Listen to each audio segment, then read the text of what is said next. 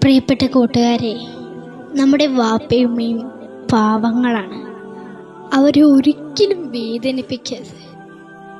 മുത്തുനബി പറഞ്ഞല്ലോ, ഒന്നാമതും രണ്ടാമതും മൂന്നാമതും നിന്റെ പൊന്നുമ്മയാണ് നിനക്ക് പ്രിയപ്പെട്ടത്.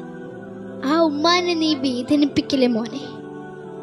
നമ്മുടെ മുത്തുകളാണ് വാപ്പയുമ്മയും, അല്ലേ? നമ്മുടെ മുത്തുകളാണ് വാപ്പയുമ്മയും.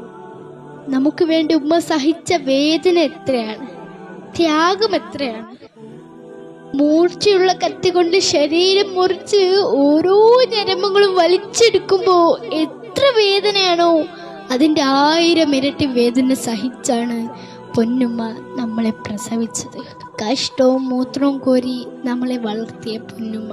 ആ ഉമ്മാനെ നീ വേദനിപ്പിക്കല്ലേ മോനെ.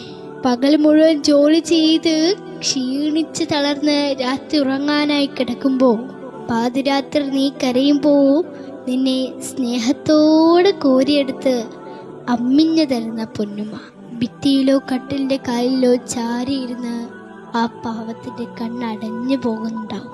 അപ്പോഴും ആ ചുണ്ടിൽ നിന്നെ ഉറക്കാനായുള്ള താരാട്ടുപാട്ടുണ്ടാക്കും.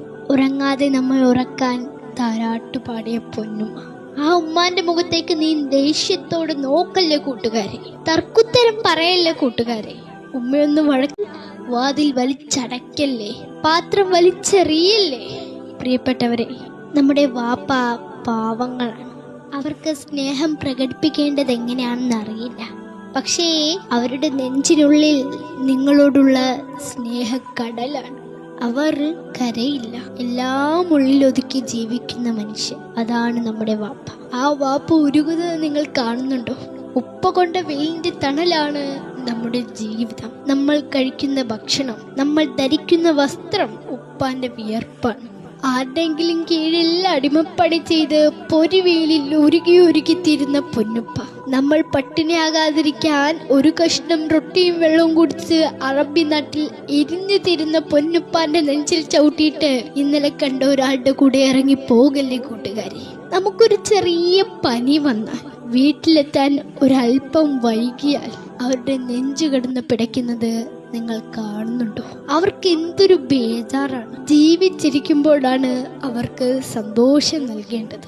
അവർ മരിച്ച് പള്ളിക്കാട്ടിൽ പോകും മുമ്പ് നമുക്ക് അവരുടെ പൊരുത്തം വേണം കൂട്ടുകാരെ. നിങ്ങൾ അവരോട് വല്ല തെറ്റുകളും ചെയ്തിട്ടുണ്ടെങ്കിൽ അതൊക്കെ മനസ്സിൽ ഓർത്ത് അവരെ കൊണ്ട് പൊരുത്തപ്പെടിച്ചതിന് ശേഷം ഇൻഷാ അല്ലാഹ് നമുക്ക് ഇവിടെ നിന്ന് പിരിയാം.